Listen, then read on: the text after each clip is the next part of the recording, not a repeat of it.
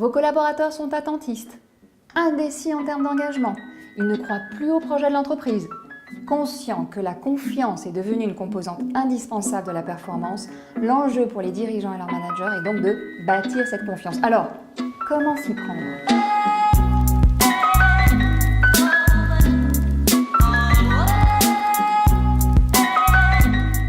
Eh bien, le manager doit commencer par accorder lui-même sa confiance. À l'instar de l'artisan, il s'enracine profondément sur son territoire, au sein de son équipe, pour mobiliser différents savoir-faire avec patience.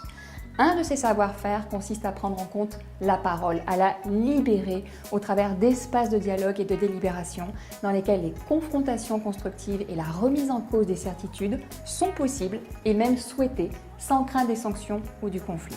Un autre savoir-faire consiste à permettre à chacun de se responsabiliser dans des missions créatrices de valeur, de pouvoir agir et décider dans un périmètre déterminé ensemble.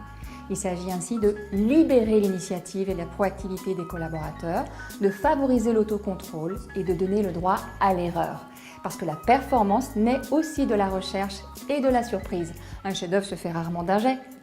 Enfin, un des gestes importants de l'artisan manager, c'est aussi de savoir travailler sur ses freins personnels.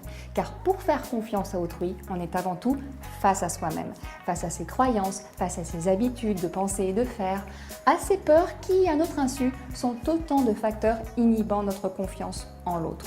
Manager est donc plus que jamais un art, un travail de tous les jours qui conduit ainsi à l'excellence. Ce changement de posture consistant à apprendre et à comprendre plutôt qu'à savoir et à décider fait rentrer le manager dans une nouvelle modernité.